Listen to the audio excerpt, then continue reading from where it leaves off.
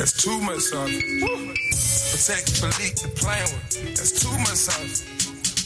Hermes in the aim. That's too much sauce.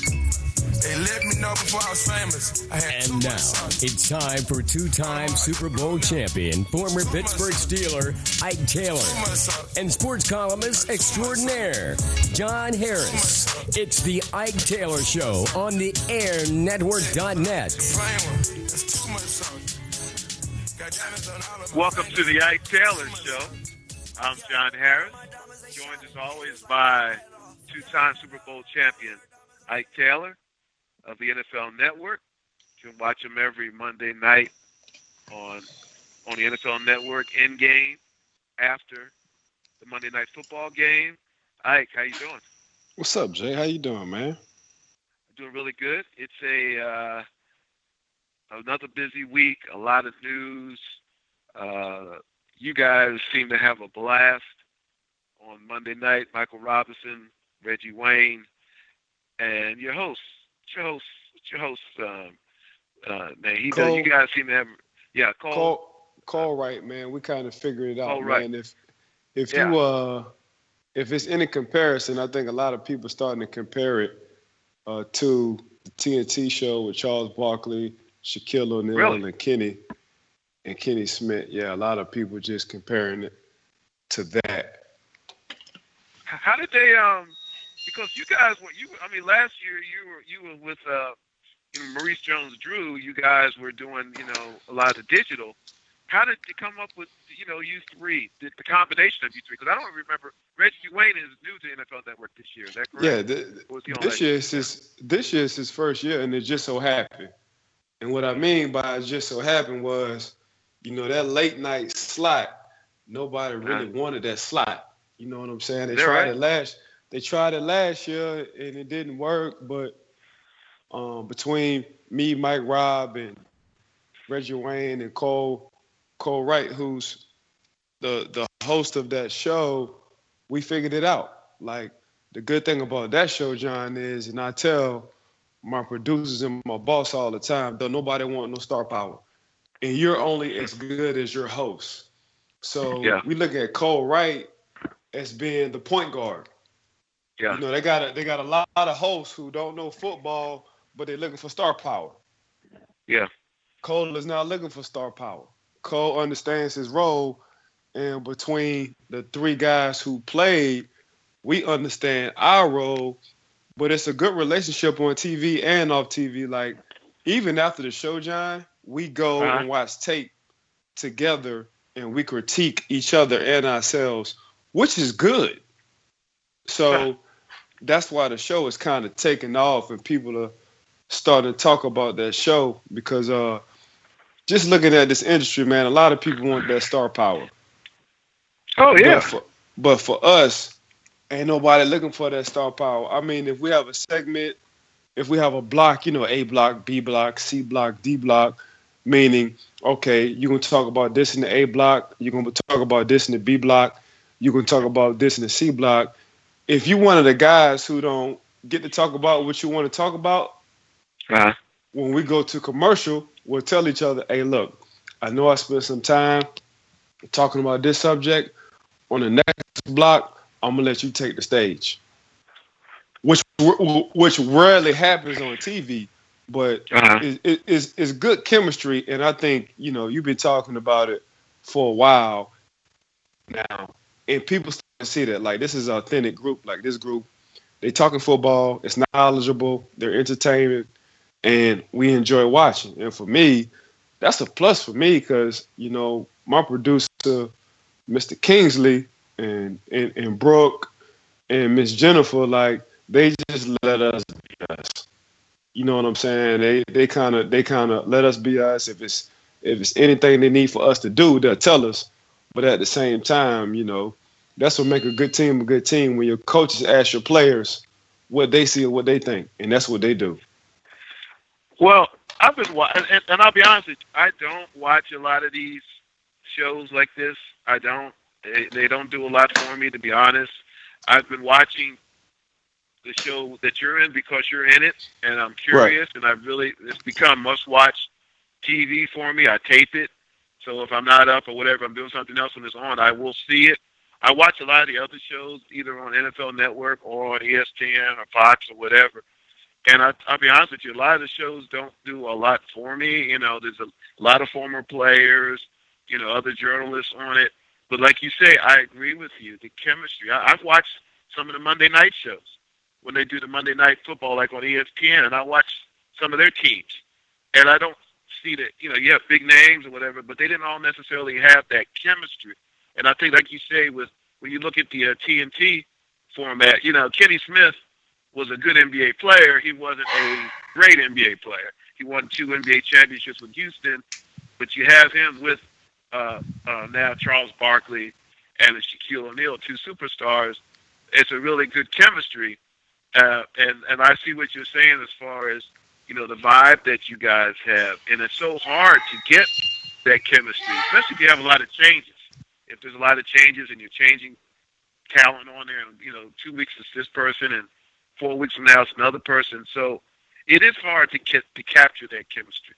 So I think you guys have done that in a short amount of time, and now it's just a matter of with each show just getting more and more comfortable and more relaxed and more into what it is you guys want to do. Man, we've done that, John, in the course of 2 months. Yeah. We've done that in the course of 2 months. So.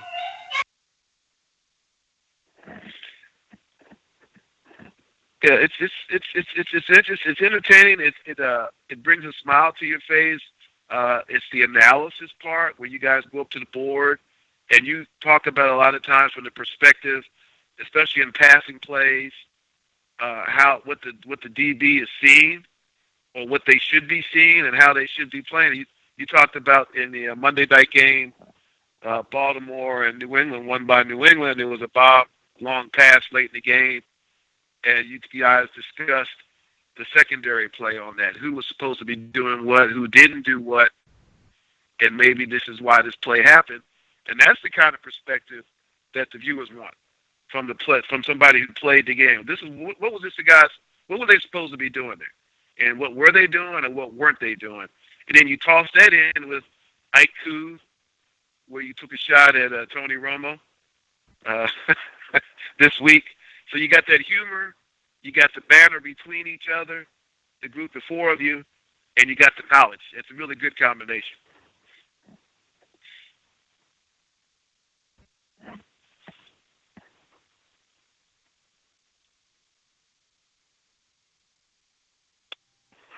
Hello, Ike. You still with us, buddy? Yeah, I don't know. Dave Demeshek. I'm sorry. Yeah. Dave good. Demeshek, the guy who's from Pittsburgh. Yeah. He kind of got me there, and with the network, and he has a podcast. Right. He said one thing about you, Ike. You haven't changed. He said you came in the same. You figure it out early. You're not trying to be a Hall of Fame on TV. You just being yourself, and people are taking a liking to that. So, I kind of tip my hat to Dave Demeshek. Also, Tom Brady, who's one of the bosses over there for the NFL Network. He's the one who had the eye on me and told the producers when I came, like, it's going to be a rough time with Ike, but I'm telling y'all, I see something in this kid. So, I'm just fortunate enough to be in this situation, and I'm taking full advantage of it, Jay. And one thing I do got to tip my hat off to is doing this radio show with you. I think this one to be 7, just a course of like 7, 8 years with you. A whole lot of reps and a whole lot of practice. Yeah. So this is great practice. When I get on TV, it's not radio, but just practicing and being conscious on how I talk or what I say, the speed I talk to, and the points I need to hit. I figure all this comes from the radio show. Yeah. Yeah, I think you always did. I mean, when you played with the Steelers, you did interviews with the media. You wasn't like you didn't deal with the media. I think with the Ike Taylor Show through the years has helped you do or enable you to do. You think about it more. You're more aware of it. And then you've heard it. You've heard maybe some of the segments of it, how you sound it. Okay, maybe I need to do this. Maybe I need to do that. Maybe I didn't make my point clear. I'm gonna be me. And I think out of all the things that came out of it, like you just said, despite all of that, you haven't tried to change and be Mr. Button Down, business suit, speaking properly the way it is. You're going to be who you are because that's who you are. For you to try to be somebody else probably wouldn't work. You have to be who you are. That's going to make it work. Somebody else who's maybe more straight-laced to try to be more like Ike, that probably wouldn't work because that's not who they are. And I think at the end of the day, you have to be who you are. And that's why it's coming through. I'm watching you right now. I'm watching Monday's show. You're describing an interception by New England against Joe Flacco. And you and Reggie Wayne just gave yourself a fist bump, and you're walking back to your seats.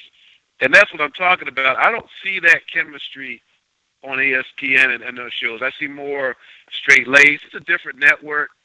They do it a different way. But I get the same knowledge, if not more, watching your show on NFL Network than I get watching anything else. And I think that's the important thing. The good thing about the show, John, is we all watch the game together. Yeah. And when you have that kind of chemistry, your producers already know what you're looking for. So now my producer, Mr. Kingsley, he already writing down what he know I might like that I might want to put up on TV to talk about. Right.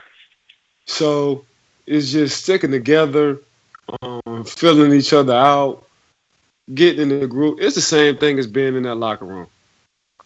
You know what I'm saying?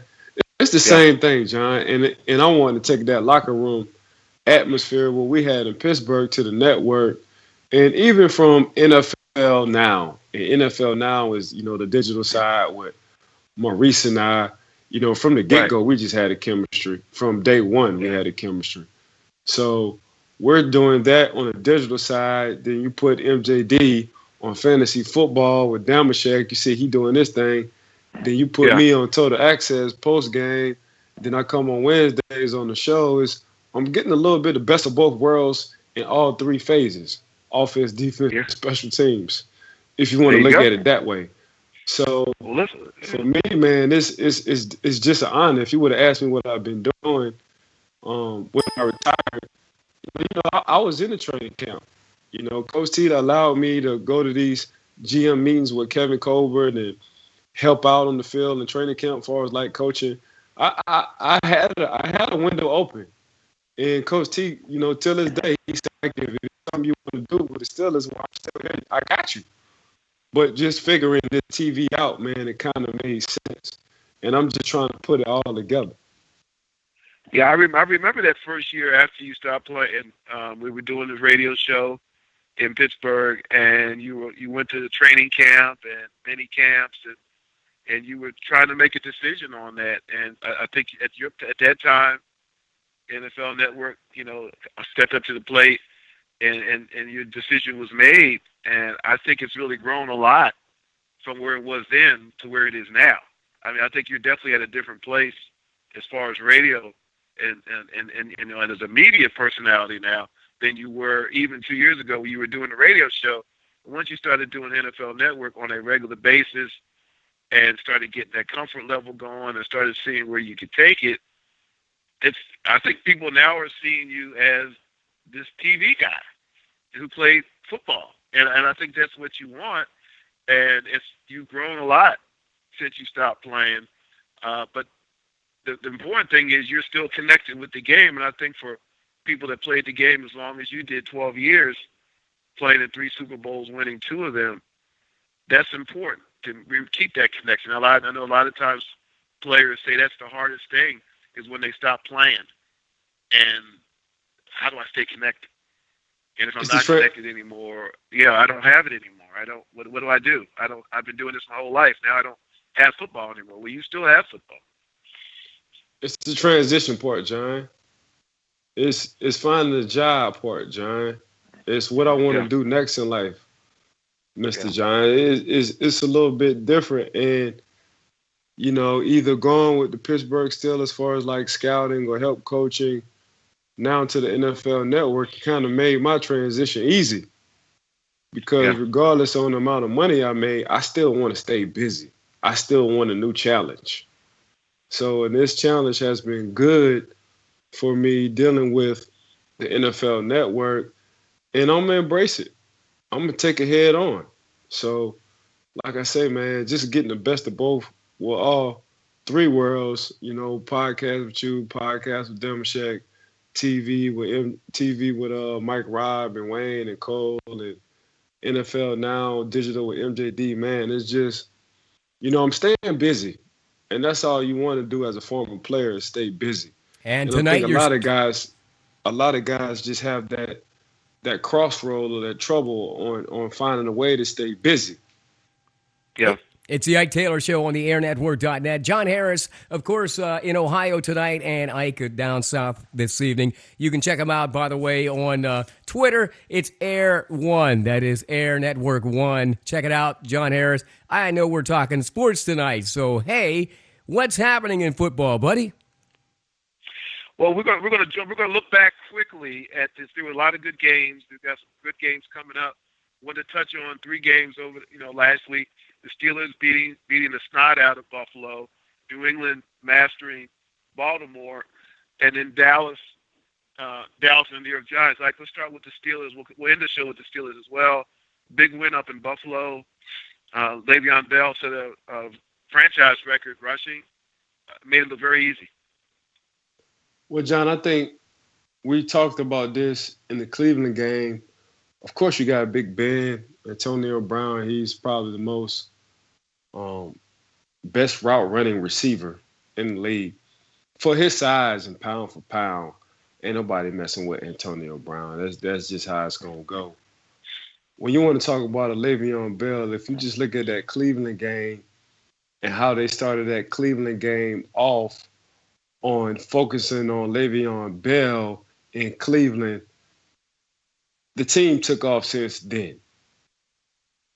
So you got Le'Veon Bell, who's not only a patient runner, probably one of your best runners in the league.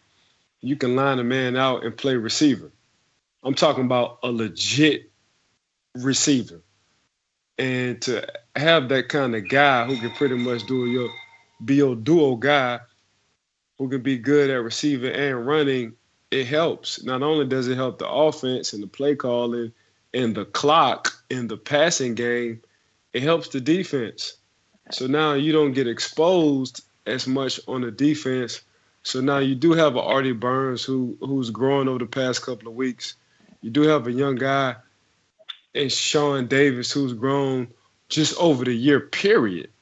So when you got young guys in the secondary who's growing and making plays, I got to tip my hat not only to Le'Veon Bell, but we got a whole offensive line nobody really talking about. This offensive line, man, you can put them up with the Raiders, or you can put them up with the Dallas Cowboys offensive line. This offensive line of late, especially in December, been playing good ball. It's been a solid team effort, I must say, but I agree with you. It started with Le'Veon Bell, and I think to continue with this success and with success that the Steelers hope, ends up in the postseason, it's going to have to, especially as the weather keeps getting colder, you're going to have to control the rock, run the clock, keep the ball on the ground. It gets tougher to throw the ball, put up the huge numbers in the playoffs with the cold weather, depending on where you're playing. Having that dependable running game through a Le'Veon Bell is something that we saw early in the year with D'Angelo Williams. It took time for the Steelers to find it with Le'Veon Bell, but they've become a totally different team, like you said, since that game. We'll see what happens this week's game against Cincinnati. We'll get back to that. We'll wind up the show talking about the Steelers game, this upcoming game this week. Let's also look at the New England-Baltimore game, which has some ramifications for the Steelers because as a result right now, the Steelers are in first place in the AFC North. They will play Baltimore again. That game could end up deciding who wins that division, but I didn't really know what to expect from that game. I thought maybe Baltimore, which has played well against New England in the past, had a chance, but Tom Brady was just masterful. 406 yards passing. I don't think I've ever seen him throw the ball more accurate, and Baltimore had some breakdowns in the secondary New England was able to overcome as a result 2 huge miscues in the kicking game. Ball location. So when you want to talk about a Tom Brady, you got to talk about ball location. And Tom Brady places the ball pretty much where only his receivers can get it, regardless on how tight the coverage is. Because if you want to give credit, the Baltimore Ravens had tight coverage for the most part, other than if the coverage was blown. They had tight coverage on their receivers. Tom Brady just placed that ball where only his receivers can get the ball. If you just watch the Bennett touchdown, how Bennett caught that ball. If you can watch the Malcolm Mitchell touchdown, where he placed that ball at. So Tom Brady is a master at ball placement.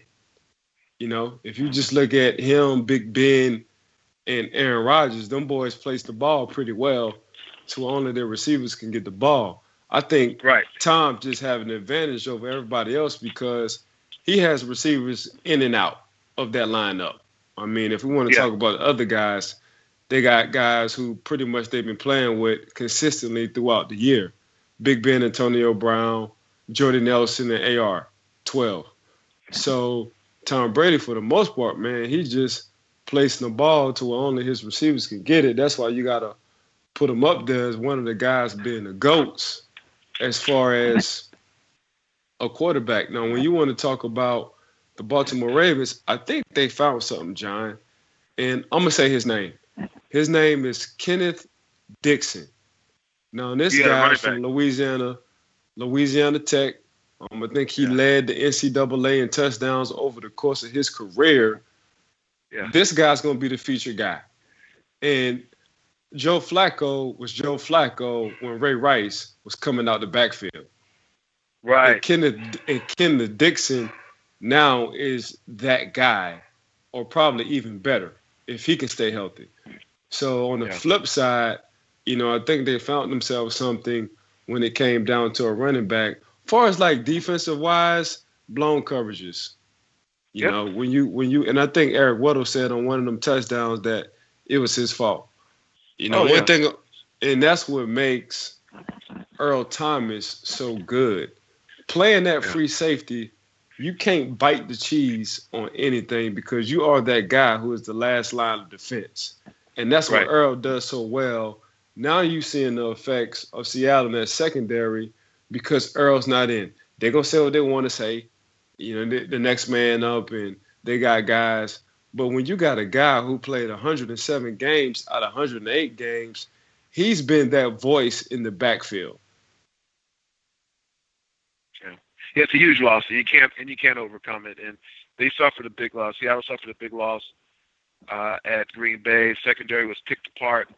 And I'm sure there was no small coincidence that Earl Thomas was not out there. And Aaron Rodgers, great quarterback that he is, took advantage of it. Remember, again, you're listening to the Ike Taylor Show on the airnetwork.net. You can always follow Ike on Twitter at Ike_swagging you. And Ike, one other game this past weekend that really deserves mention, Dallas, New York Giants. Dallas loses for only the second time this year, both losses to the Giants, and it's already started up the talk. The ongoing quarterback debate, which shouldn't be a debate, but continues because Jerry Jones, the owner, won't put it to rest, won't allow it to rest, keeps throwing out nuggets for people to get people's curiosity going about Dak Prescott and Tony Romo, what's going to happen. And Jerry Jones still didn't close the door on the possibility that, hey, I don't know what's going to happen, but it's a possibility. You never know that something could happen at quarterback. I know what your take is on it, but let's get it one more time. We're going to hit it quick, and then we're going to move on. Just your thoughts about where Dallas is right now, where Dak Prescott is right now, and where they should be going from this point forward with that quarterback situation. Well, before the game even started, I was hoping that the Dallas Cowboys lost that game. And the reason why I was hoping the Dallas Cowboys lost that game because I knew the New York Giants would put that game into a playoff atmosphere. I knew they would put Dak Prescott into a situation he haven't seen before. So what was the situation?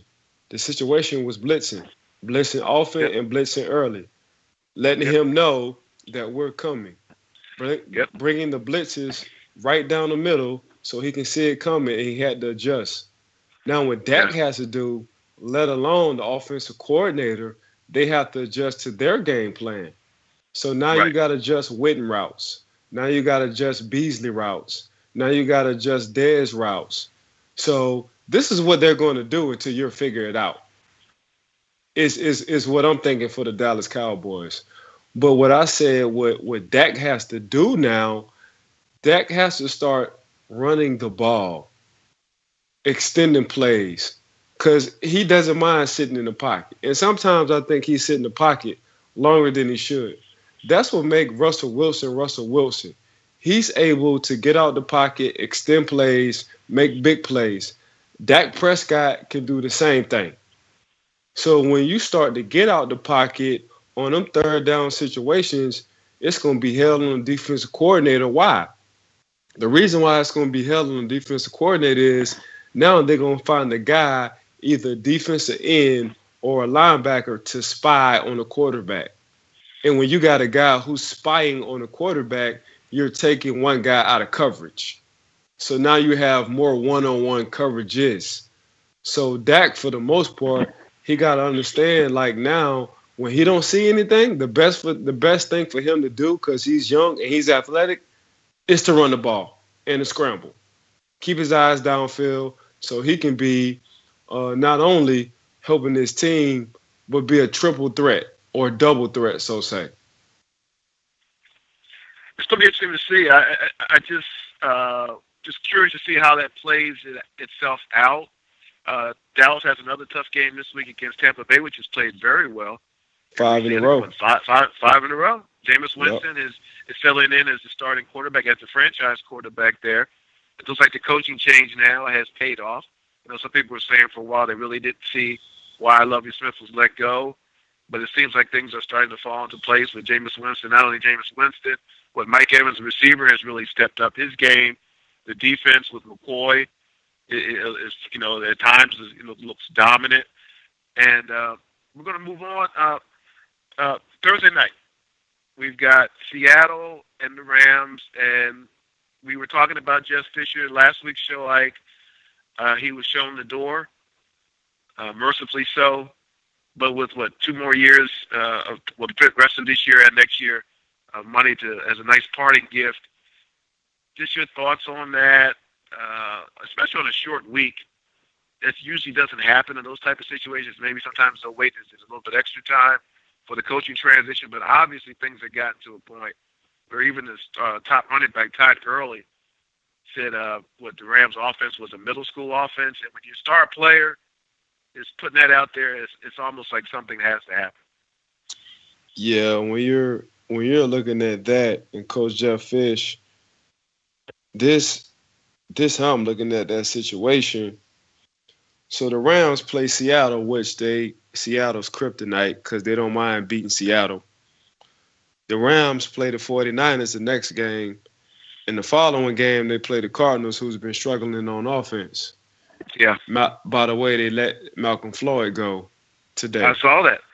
So when you're looking at a coaching change, you're looking at a coaching change. Well, these last 3 games, man, we can possibly go 2-1 for sure. And the reason why we can go 2-1, regardless on what our record has been, we beat Seattle a lot. We beat the 49ers a lot. And as far as like the Cardinals, it might be a toss-up, but I can see them winning against the Cardinals because of their defense. The thing with Coach Fisher was, if you ask all the players, they all say he was a player's coach, which is a great thing for the players. I get it. I'd have been around 2 coaches who were players' coaches. But at the same time, my 2 coaches were also not brothers, but dad. So it's a different situation when brother walks into the room and when dad walks into the room. When brother walks into the room, man, y'all conversations can go anywhere. When dad walks into the room, it's more of a disciplinarian kind of atmosphere in a limited conversation. And I just felt like, those guys with Coach Fish, they had the brother kind of relationship with Coach Fisher. Not saying that's wrong. It's just when you got a lot of young guys on that team, you need a disciplinarian. And a name I'm gonna mention for a head coach who I think should be is Tom Coughlin. Tom Coughlin is known. Wow. Tom Coughlin is known to be a disciplinarian, even though he might not be as stern as he used to because he learned that in his later years with the Giants. He still to be disciplined enough for those guys to listen and play for him. So they just got to get it together because they have a bunch of talent. That was so frustrating. They have a bunch of talent over there. They just couldn't put it together. As far as like defense, the reason why, you just look at Coach Fisher and just know he's a defensive-minded guy. In the past two games, teams been putting up too many points. Too many points. Now, that could be because they've been on the field too long or just teams just figured them out. But at the same time, I think, just looking at their schedule, they figure, this was a good time for them to fire Coach Fisher. Not saying it's good any time to fire a coach, but just looking at their schedule, let's do it now. That's interesting. Like, I've heard a lot of names for coaches. John Gruden, his name gets brought up for everything. I hadn't heard Tom Coughlin, and the more I think about it, that would be a good, with a lot of young players and clearly lacking in some areas that he's really strong in, Tom Coughlin. We'll see if that, and I'm sure he's been around for a while, but I'm sure he would still has that in his blood. That may be an interesting fit. We'll follow that and see how that goes along. And I know with all your NFL league sources and insight, I mean, you hear anything about it, definitely let us know and keep us abreast of that. But that's a very interesting name to watch. Tom Coughlin, longtime Giants coach, also coached Jacksonville as well, Bill Parcells' disciple. Very interesting name there. Greg, I wanted to bring you in on this. You being the huge Steelers fan that you are, bigger fan even than Ike, I believe.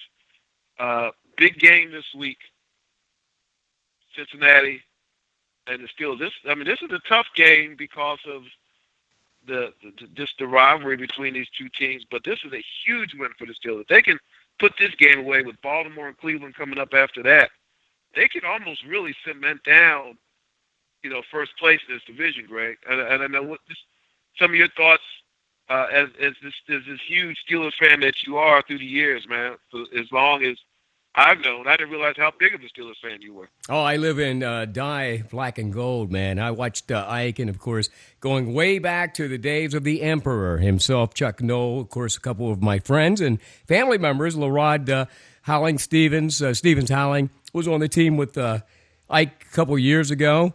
And Carlton Hasselrig, that's another name that I remember, one of my dear friends. But anyhow, here's what it is. We've got to win out, and it's like, I know Baltimore's there, and everybody we play from here on out, John, is like the Super Bowl, including the Cleveland Browns. They could be the spoiler, man. It's interesting, Ike. The Steelers have had the Bengals number the last couple times. How do you see this on the road? Do you feel better with the Steelers with the running game the way it is right now? It's something that they seem like they're able to turn to every week now. Yeah, I think you're getting a D'Angelo Williams back. So, Le'Veon can have some kind of breather. But I'm going to ride Le'Veon till his coat falls off his shoulder. Yeah. So having Le'Veon and winning the games with Le'Veon, man, seeing with Le'Veon and seeing how special he is, man, Le'Veon is the best back in the league, so I'm going to go out on and just give it to him. Because don't forget, Big Ben still threw 3 picks. And you still come out. That was scary. You still come out there with a W, but this is another group, and I'm going to keep saying that offensive line has been playing good ball. And you got to start paying attention because Le'Veon been having some holes he's been running through. So, again, you also got to give Coach Ty Haley his props, too, because when he first came, man, everybody was calling for his head. Now, you can't say enough good things about Coach Ty Haley. So, just having a Le'Veon Bell, man, it just makes it so easy to call plays. And, now they're starting talking about Le'Veon Bell as possibly being the league's MVP. and they got a good shot of winning. Mm-hmm. I just think that the Steelers, there's something about the Steelers. They know how to push the Bengals' butt. And as we saw last year in the playoff game, the playoff meltdown that the Bengals had, I don't call that game a Steelers win as much as I call that game a Bengals loss. I still think when you watch how Adam Jones behaved at the end of the game last week against Cleveland with the garbage talk about Terrell Pryor, I still think they're that team that plays on the edge. And the Steelers know how to push them off that edge. And it's going to be an emotional game. The Bengals have not played well this year. Are probably not going to make the playoffs. So this could be their playoff game. For them, they'd like nothing better than knock off the Steelers and make it harder for the Steelers to go on to the playoffs. But there's something missing with the Bengals this year. Letting those two receivers go, I thought was a big loss for them, Marvin Jones and Sanu. Said there's a lot more pressure on A.J. Green. Then on top of that, he got hurt. Not the same offense as they had last year. Well, when you just missing a A.J. Green, it hurts. Regardless, you missing a Pro Bowl, you missing a big play, you missing a possession guy, you missing an all-in-3 kind of guy as far as like receiver. Yeah. Not only Sanu and Starvin Marvin, who's balling for Detroit, and Sanu, who's balling over there when he's healthy for Atlanta, Hugh Jackson. Yeah. So when you have a coach, and to Coach Marv's defense, a lot of coaches left. Coach Zimmer, he left on defense. He's the head coach. Coach Hugh, he left on offense. He was the offensive coordinator. So when you lose two of your coordinators, it's hard to bounce back ASAP from that. So that's why they're struggling right now. And they have the personnel. It's just trying to figure it out from week to week. And right now it's hard, John. Yeah. It's there's no time for sympathy, right? This is a week for the Steelers. They got to go in there and get a win and keep winning. Let me get your prediction. I think I know where this is going, but you tell me your prediction as far as what you see for Sunday's game with the Steelers and the Bengals. Yeah, December football, I'm going with Pittsburgh all day. Just looking at, how Pittsburgh, in the course of history, how they play December football, they know how crucial and how important December football is. So all your good teams, it's crazy, man. I was just looking on my phone and just looking at Super Bowl champions. For the past 5 years, the majority of your Super Bowl champions been cold weather teams. Yeah. So weather doesn't matter. Mentality matters, because in the cold, the ball is a little bit different. It travels a little bit further. It gets a little bit slipperier for a running back. But people who know how to play in the cold weather, it's not a factor in December. Because in December, you got to go somewhere where it's cold. That's just how it's going to be. And your road to the playoffs is going to be through a cold team. And these Super Bowl champions, Denver, cold. Giants, cold. New England, cold. Pittsburgh, cold. Seattle, cold. Like, people don't even think about that. Man. Yeah. So these 5 teams I just mentioned in December, it's cold as heck. Yeah. Yeah. Hey, I know. I was shoveling that cold air earlier today, man. And I'm not even a pro. Hey, Ike, let me ask a personal. Hey, John, let me ask Ike a personal question. When you get to this part of the season, 3 regular season games to go, and they're all important. You didn't look ahead. In 2009 for the Super Bowl, you weren't looking ahead when you had 3 games left. Were you? Do players traditionally look ahead, or is it one game at a time? Fans look ahead. Okay. Players don't look ahead. All right. Players go week to week. We don't ever look ahead. You start looking ahead, you're going to forget what the game plan is for that day or that week. So players never look ahead, man. That's more towards the fans. What would a Steeler be doing right now? Let's say tonight or tomorrow night. I mean, you guys watching a lot of tape on these guys now, the Bengals coming up on Sunday? Well, you play them already. So the good thing about playing your division is And ain't nobody surprising nobody on the second go around. You ain't surprising nobody. Right. Now it's execution. It's straight up execution. So just like when the Giants play the Cowboys, they play each other twice a year. So they just know their personnel. They know each other. Now every other team, they're gonna give every other team hell. Mm-hmm. But when you play somebody twice, man, now it's all about execution. All you gotta do is look at the score, 13-10. You ain't surprising nobody. Yeah. All right. Well, we got about 3 minutes, John. So whatever you and Ike want to talk about, go ahead. Well, I would be remiss if I didn't touch on. We need to have a segment that whenever we do the Ike Taylor Show on the Air Network, that we do address fashion.